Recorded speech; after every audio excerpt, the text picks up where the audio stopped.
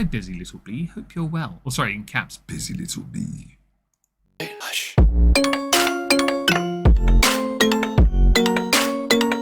Hey everybody, it's Busy Little Bee. Welcome back to my channel.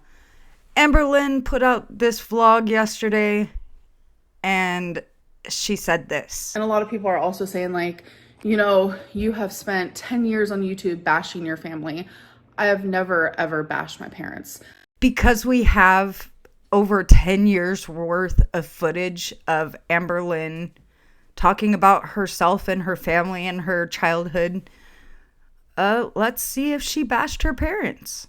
I remember as a younger girl, I did have a very, very hard childhood. My parents were drug addicts. They abused each other, neglected each other, but when I was 8 years old, my mom said that she was pregnant with her third child. I already had a brother, and he's younger, so I'm the older child, and I was really happy. I was thrilled, actually. I knew she was doing drugs with him. Any 8-year-old wouldn't have a clue, but I had to grow up. I had to, in a way, be my own parent. I was a 9-year-old, and I was taking on the role of being a mother. I still remember one time in particular when my parents were on so many drugs that they were like passed out. My baby brother was crying and I wasn't sure why, so I went into the room of where they were, and it was because his crib was by a curtain and the curtain string was wrapped around his neck. I will never forget that day as long as I live. Even now it's emotional for me. His face was purple, he was screaming and crying, and to put it shortly, I had to save his life, and I did. And then I realized that I don't think my parents will ever change. But as I got older, I started realizing more so that my parents weren't like normal parents. Their location of using drugs was in the bathroom, so every time I'd go in there, I knew that when they came out, they'd be a different person. It wasn't a good way to live, but I feel like it did make me stronger in a way. I went through a lot. I knew my parents were never gonna change, and I wanted them to so bad, but they just weren't. Their drug addiction went to a whole new level. We actually lived in a trailer. That's mainly what I lived. Whenever I lived with my parents, that's mainly where we lived. It was the smallest trailer ever. And I never saw my dad, even though we were under the same roof. He had people coming in and out of the home all hours of the day, all hours of the night, to buy his drugs. My parents actually got separated at this time, which was hard to handle.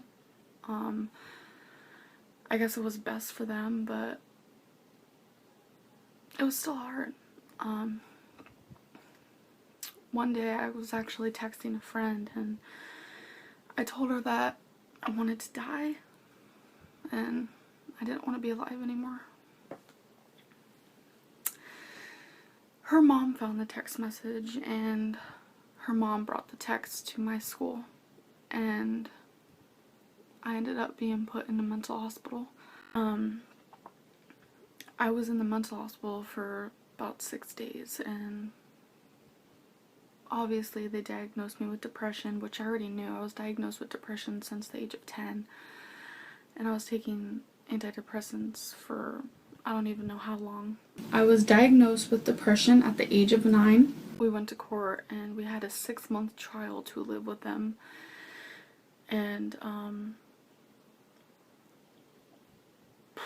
that trial turned into 2 years. But it was a failed trial. The whole time my family was just getting worse and worse. I got my nose pierced when I was 12. So as everything got worse and worse within my life, my parents started taking more drugs. Even though my parents were separated, my mom was living down the street with her boyfriend in a different trailer, which was literally 10 feet away. So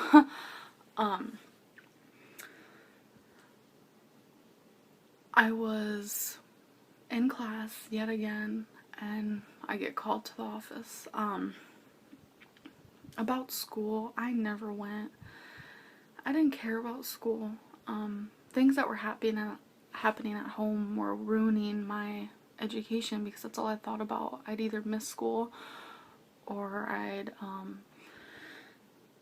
just not care. Like, I'd go and I wouldn't do any of the work.